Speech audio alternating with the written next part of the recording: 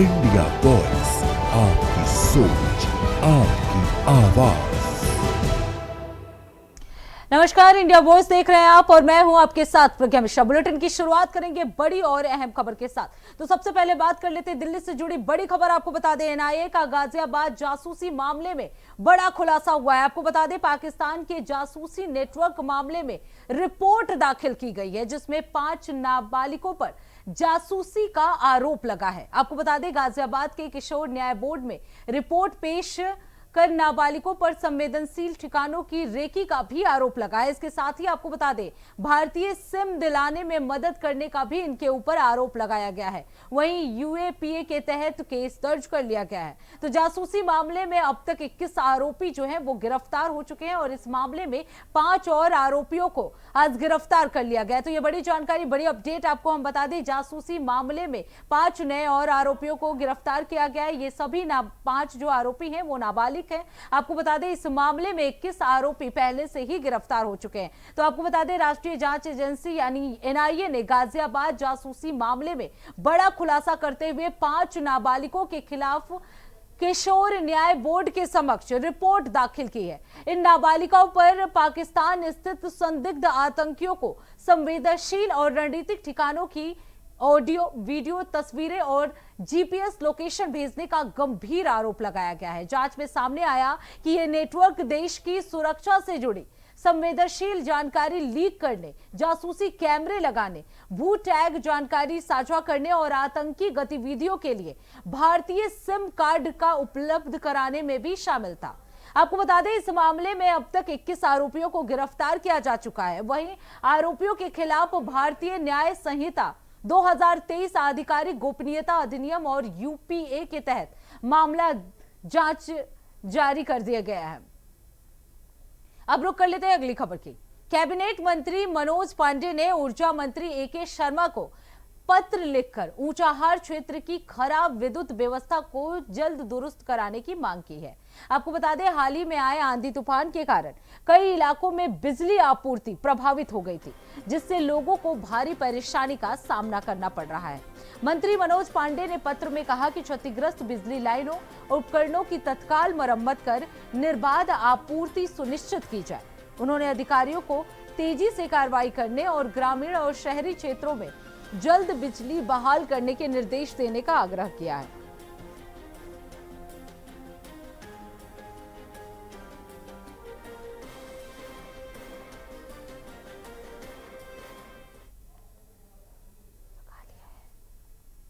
तो आपको बता दें, आंधी तूफान से प्रभावित सप्लाई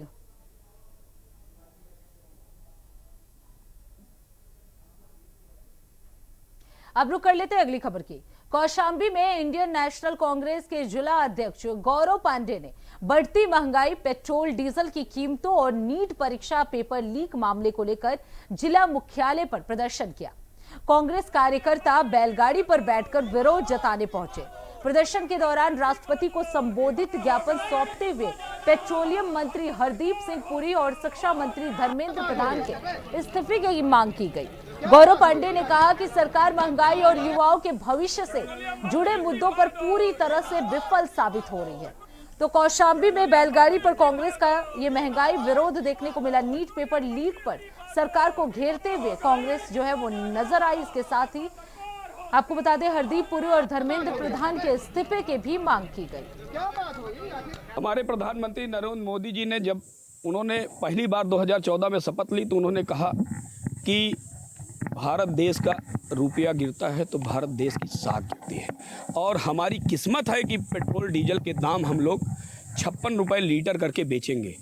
जैसे जैसे पद उनको मिलता गया, उनकी सरकारें बढ़ती गई, और चोरी करके उन्होंने सरकार चुराया, कई जगह बढ़ाया। उसके बाद से लेकर आज तक भाजपा सरकार ने आम जनता को सिर्फ लूटने का काम किया है और उद्योगपतियों अडानी और अंबानी की जेब भरने का काम किया है। अभी 5 राज्य के चुनाव के पहले नरेंद्र मोदी जी कह रहे थे कि गैस और पेट्रोल और डीजल हमारे यहाँ पर्याप्त मात्रा में है, इसकी कोई कमी नहीं होगी। जैसे ही चुनाव खत्म हुआ वैसे ही उनके पास स्टॉक खत्म हो गया। अब वो जनता से अपील करने लगे कि सोना मत खरीदिए, गाड़ी से मत चलिए, खाने वाले तेल इसको मत यूज करिए। कुछ दिन में पब्लिक से यही कहेंगे कि आप लोग कटोरा लीजिए और सड़क पे बैठ जाइए। अब रुक कर लेते हैं अगली खबर के। सोमवार सुबह झांसी जिला अधिकारी कार्यालय परिसर में उस समय हड़कंप मच गया जब एक पीड़ित अधिवक्ता ने खुद पर ज्वलनशील पदार्थ डालकर आत्मदाह का प्रयास किया। कलेक्ट्रेट परिसर में मौजूद सुरक्षा कर्मियों और लोगों ने मुस्तैदी दिखाते हुए अधिवक्ता को समय पर रोक लिया, जिससे एक बड़ा हादसा टल गया। आपको बता दें, पीड़ित अधिवक्ता का गंभीर आरोप है कि उनके विरोधियों ने उन्हें नंगा करके बेरहमी से पीटा था। बार बार गुहार लगाने के बावजूद जब प्रशासनिक स्तर पर कोई सुनवाई नहीं हुई तो वह क्षुब्ध होकर उसने आत्मघाती कदम उठाया। फिलहाल पुलिस मामले की जांच पड़ताल में जुट गई है। जांच अधिकारी किसी भी कह रहे थे, लेकिन साहब रिपोर्ट ही नहीं कर रहे।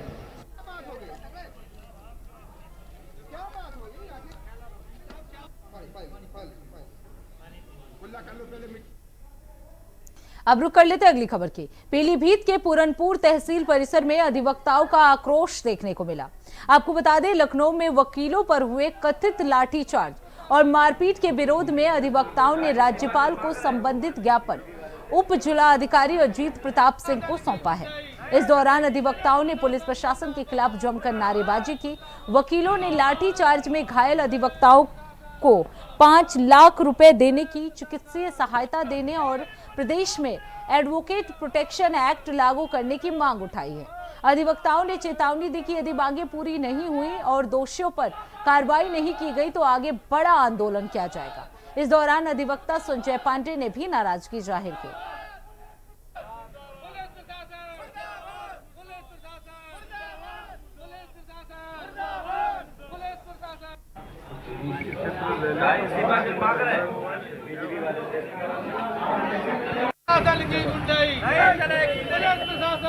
ये मामला उत्तर प्रदेश के लखनऊ का है। लखनऊ में वकीलों के चैम्बर तोड़े गए, उनको कोई सूचना नहीं दी गई और जब वकीलों ने विरोध किया तो वकीलों की लाठीचार्ज की गई। ये बहुत ही निंदनीय घटना है और ये कहा जा रहा है कि हाईकोर्ट ने आदेश किया, लेकिन इसमें सरकार की पूर्ण मंशा है। सरकार के संज्ञान में लाठीचार्ज की गई है और लगातार उत्तर प्रदेश में अधिवक्ताओं के साथ ये घटनाएँ आए दिन घट रही हैं। अधिवक्ताओं में बड़ा रोष है इस सरकार को लेकर है कि आखिर अधिवक्ताओं को टारगेट क्यों किया जा रहा है। कहीं ये सोची समझी रणनीति नज़र आ रही है सरकार की, इसलिए अधिवक्ताओं को टारगेट किया जा रहा है। अगर अधिवक्ताओं को लखनऊ अधिवक्ता का आंदोलन करेंगे तो हम उनके साथ हैं और आंदोलन में सहयोग करेंगे। जब तक वो करते हैं तब तक। अब रुक कर लेते हैं अगली खबर की। बरेली से जुड़ी एक बड़ी खबर आपको बता दें, बरेली में इंसानियत शर्मसार हुई है। चोरी के आरोप में बुजुर्ग को बेरहमी से पीटा गया है। आपको बता दें, खंबे से बांधकर उस बुजुर्ग को पीटा है। आपको बता, ग्रामीणों ने बुजुर्ग को तालिबानी सजा दी है। तो आपको बता दें, बरेली से जुड़ी ये बड़ी खबर सामने आई है जहां तालिबानी सजा दी गई है। तो ग्रामीणों ने बुजुर्गों को तालिबानी सजा दी है। 2 बोरी गेहूं चुराने के आरोप में यह सजा दी गई है। तो ये बड़ी जानकारी, बड़ी अपडेट आपको हम बरेली से दे दें तो आपको बता दें, बरेली में बुजुर्ग को ये तालिबानी सजा जो है वो दी गई है। अब रुक कर लेते हैं अगली खबर की। हरदोई से जुड़ी एक बड़ी खबर आपको बता दें, हरदोई पहुंचे हैं पूर्व मुख्यमंत्री और राज्यसभा सांसद दिनेश शर्मा ने केंद्र और प्रदेश सरकार के समन्वय की जमकर सराहना की। उन्होंने कहा कि नरेंद्र मोदी का आह्वान हर वर्ग और हर परिस्थिति से जुड़ता है। दिनेश शर्मा ने कहा कि कुछ लोगों ने देश में अफवाह और अव्यवस्था फैलाने की कोशिश की है, लेकिन सरकार ने पेट्रोल डीजल की कोई कमी नहीं होने दी। उन्होंने दावा किया कि पड़ोसी देशों की तुलना में भारत में स्थिति नियंत्रण में है।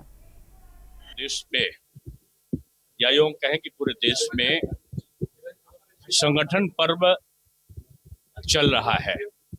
संगठन पर्व में पहले सदस्यता अभियान होता है, उसके बाद जो नए पुराने सदस्य बनते हैं उनको एक साथ बैठाल कर ये प्रशिक्षण वर्ग लगाए जाते हैं। इसका मूल उद्देश्य है कि कार्यकर्ता सांगठनिक कामों में अपने को पारंगत समझे। जो राजनीतिक दल है, जो भारतीय जनता पार्टी, वो संगठन आधारित है और जो संगठन है वो कार्यकर्ता आधारित है और जो कार्यकर्ता है वो विचार आधारित है। और विचार के किस चीज का है? सांस्कृतिक राष्ट्रवाद और एकात्म मानववाद का। तो ये प्रशिक्षण पूरे भारतवर्ष में हमारे लाखों करोड़ों कार्यकर्ताओं को भारतीय जनता पार्टी की रीति नीति सिद्धांत के साथ में जोड़ता है। और मुझे खुशी, कल मैं लखीमपुर में था, आज यहाँ पर हूँ, अभी सीतापुर जाना है। तो मैं कह सकता हूँ कि प्रशिक्षण के जो कार्य हैं वो भारतीय जनता पार्टी के कार्यकर्ता को एक दूसरे दलों के कार्यकर्ताओं से बिल्कुल अलग बनाते हैं। और 2027 का जो चुनाव है, भारतीय जनता पार्टी 2/3 बहुमत से इसे जीतकर बंगाल की विजय की पुनरावृत्ति करने वाली है। तो फिलहाल रुकते एक छोटे से ब्रेक के लिए, ब्रेक के बाद जल्द लौटेंगे। देखते रहिए इंडिया वॉइस। तो ब्रेक के बाद एक बार फिर आप सभी का स्वागत है। अब रुक कर लेते हैं खबरों की ओर। बरेली से जुड़ी इस वक्त की बड़ी खबर आपको बता दें, बरेली में इंसानियत जो है वो शर्मसार हुई है। आपको बता दें, चोरी के आरोप में बुजुर्ग को बेरहमी से पीटा गया है। खंबे से बांधकर बुजुर्ग को पीटा गया। ग्रामीणों ने बुजुर्ग को तालिबानी सजा दी है। आपको बता दें, 2 बोरी गेहूं चुराने के आरोप में ये सजा दी गई है। हाफिजगंज थाना क्षेत्र के पहरापुर गांव का ये पूरा मामला बताया जा रहा है। तो आपको बता दें, बरेली का ये पूरा मामला है जहां इंसानियत शर्मसार हुई है। चोरी के आरोप में एक बुजुर्ग को बेरहमी से पीटा गया है। आपको बता दें, बुजुर्ग को खंबे से बांधकर ग्रामीणों ने पीटा है। सिर्फ 2 बोरी गेहूं चुराने के आरोप में ये तालिबानी सजा जो है ग्रामीणों द्वारा एक बुजुर्ग को दिया गया है। आपको बता दें, ये पूरा मामला जो है वो हाफिजगंज थाना क्षेत्र के पहरापुर गांव का बताया जा रहा है। तो ये बड़ी जानकारी, बड़ी अपडेट आपको हम बता दें, बरेली से जुड़ा ये पूरा मामला है जहां इंसानियत शर्मसार हुई है। एक बुजुर्ग व्यक्ति को सिर्फ गेहूं चुराने के आरोप में ये तालिबानी सजा दी गई है। आपको बता दें, खंबे से बांधकर बुजुर्ग को पीटा गया है। तो ग्रामीणों ने बुजुर्ग को खंबे से बांधकर उसे पीटा है। ये तालिबानी सजा जो है वो ग्रामीणों द्वारा दी गई है। एक बुजुर्ग व्यक्ति को ये तालिबानी सजा दी गई है।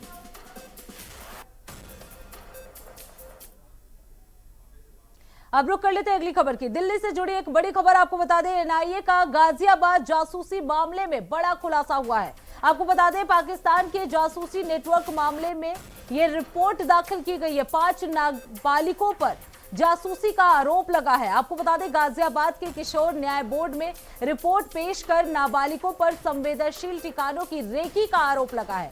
भारतीय सिम दिलाने में मदद करने का इन 5 आरोपियों पर आरोप लगाए गए हैं। यूएपीए के तहत ये मामला दर्ज किया गया है। तो जासूसी मामले में अब तक 21 आरोपी जो है वो गिरफ्तार हो चुके हैं और इसी मामले में एनआईए ने बड़ा खुलासा करते हुए 5 नाबालिगों के खिलाफ किशोर न्याय बोर्ड के समक्ष रिपोर्ट दाखिल की है। इन नाबालिगों पर पाकिस्तान स्थित संदिग्ध आतंकवादियों को संवेदनशील और रणनीतिक ठिकानों की वीडियो, तस्वीरें और जीपीएस लोकेशन भेजने का गंभीर आरोप लगाया गया है। आपको बता दें, जांच में सामने आया है कि ये नेटवर्क देश की सुरक्षा से जुड़ी संवेदनशील जानकारी लीक करने, जासूसी कैमरे लगाने, भू टैग जानकारी साझा करने और आतंकी गतिविधियों के लिए भारतीय सिम कार्ड उपलब्ध कराने में शामिल था। इस मामले में अब तक 21 आरोपियों को गिरफ्तार किया जा चुका है और जो आरोपियों के खिलाफ भारतीय न्याय संहिता 2023 के आधिकारिक गोपनीयता अधिनियम और यूएपीए के तहत मामला जो है वो दर्ज कर दिया गया है और जांच जो है वो लगातार जारी है। तो आपको बता दें, जासूसी मामले में एनआईए की तरफ से किशोर न्याय बोर्ड में रिपोर्ट पेश किया गया है। 5 नाबालिगों के खिलाफ यह रिपोर्ट जो है वो पेश किया गया है। आपको बता दें, नाबालिगों पर संवेदनशील ठिकानों पर रेकी का आरोप लगा है। वही इस खबर पर ज्यादा जानकारी के लिए हमारे साथ अरविंद राठौर जो है वो दिल्ली से जुड़ चुके हैं।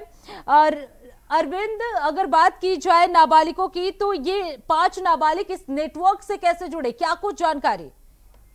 देखिए प्रज्ञा, जिस तरह से लगातार एनआईए जांच कर रही थी उस मामले को लेकर, जिसमें 21 लोगों की जो गिरफ्तारी हुई, उसमें 6 बच्चे जो हैं वो नाबालिग हैं। और बताया जा रहा है प्रज्ञा कि ये 6 बच्चे किसी स्कैम के तहत इनके साथ जुड़े हुए थे, जिसको लेकर एनआईए लगातार इन पर काम कर रही थी, इन्हें सर्च कर रही थी कि आखिर ये बच्चे किस तरह इनके चुंगल में फंसे थे। जिसका एनआईए की जांच में पाया गया कि ये बच्चे उन्हीं के मोमेंट में काम कर रहे थे और लगातार किसी के संपर्क में इस तरह की घटनाओं को अंजाम दे रहे थे, चाहे कि सोनीपत का मामला हो, दिल्ली कैंट का मामला हो या रेलवे स्टेशन का मामला, अन्य राजनीतिक ठिकानों पर जिस तरह से लगातार हमले की जो साजिश रची जा रही थी, उसमें इन सभी जो नाबालिग 6 बच्चे हैं उनकी संलिप्तता पाई गई है, जिसको लेकर एनआईए लगातार उनसे सर्च कर रही थी, उनसे पूछताछ कर रही थी और आज बाजाप्ता वो रिपोर्ट सौंपी गई है, जिसको लेकर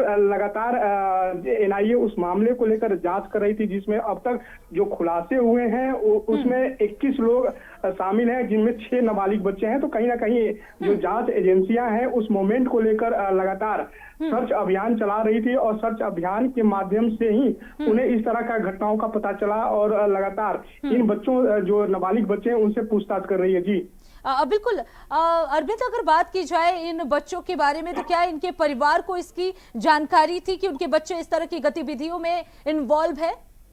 जी देखिए, जिस तरह से एनआईए जांच कर रही थी तो परिवार के लोग से भी पूछताछ हो रहा था। परिवार के लोग को ये कानों कान तक भनक नहीं थी कि आखिर इनके बच्चे कर क्या रहे हैं। जिस तरह से एनआईए जांच उनके परिवार वालों से पूछे, परिवार वालों ताज्जुब करते हैं कि हमारे बच्चे इस तरह की काम कर रहे थे, जिसको लेकर उनके परिवार से लंबी पूछताछ हुई। हालांकि परिवार वाले जो स्वीकारना चाहिए था कि उनके बच्चे उनके संपर्क में हैं या नहीं, ये एनआईए से को अभी तक खुलासा नहीं हो पाया है कि आखिर उनके बच्चे घर पर बताते थे या नहीं, या घर पर जिस स्टेटस के साथ वो रहते थे वो मेंटेन अपने आप को कहां से करते थे, ये घर वाले नहीं बता पाए। लेकिन कहीं ना कहीं एनआईए जिस तरह से जांच कर रही थी, जांच में ये बच्चों को पाया गया, तो कहीं ना कहीं जो पारिवारिक न्यायालय है जो बच्चों के लिए जहां पर पूरी मूवमेंट को सर्च किया जाता है, उनको लगातार उनसे बातें की जाती थी, वो बातों को लेकर वो इस तरह की घटना का बात करें तो उनसे जो भी बातें स्पष्ट करवानी थी वो एनआईए ने करवाई थी। जी बिल्कुल अरविंद, जिस तरह से खबरें सामने आ रही है कि बहुत सारे वीडियो शेयर किए गए थे, तस्वीरें शेयर की गई थी, ऐसे में क्या कोई ऐसी खबर सामने आई है कि कोई संवेदनशील सैन्य या सरकारी जानकारी लीक हुई हो भारत की? देखिए जिस तरह से जो तस्वीर की बात आपने कही कि जो तस्वीर शेयर बच्चे करते थे, तो वो कहीं ना कहीं राजनीतिक ठिकाना, कुछ रेलवे स्टेशन या फिर अन्य धार्मिक स्थानों को लेकर उनके पास तस्वीर मिली है।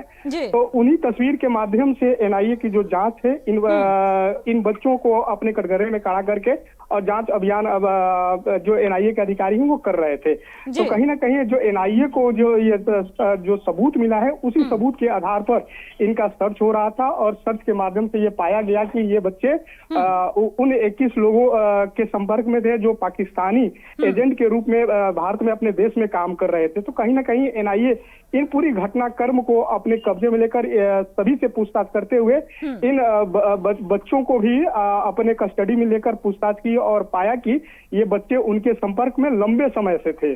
तो कहीं ना कहीं जब अब बातों का खुलासा हुआ है तो आगे क्या कुछ होगा वो तो कोर्ट में पता चलेगा कहीं ना। लेकिन एनआईए ने जो सर्च किया है उसे साफ स्पष्ट हो गया है कि ये बच्चे लंबे समय से पाकिस्तान के एजेंट के रूप में काम कर रहे थे और उन्हीं 21 लोगों के साथ ये लगातार पूरे देश में नेटवर्क अपना फैला रहे थे। जी बिल्कुल अरविंद, अब देखना होगा कि आगे और क्या कुछ खुलासे इस मामले में होते हैं और कितनी गिरफ्तारियां और होती है। बहुत बहुत धन्यवाद अरविंद राठौर इस खबर पर विस्तार से जानकारी देने के लिए।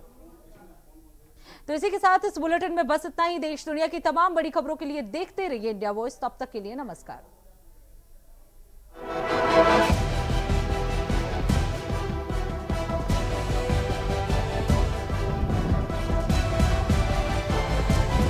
इंडिया वॉइस, आपकी सोच, आपकी आवाज।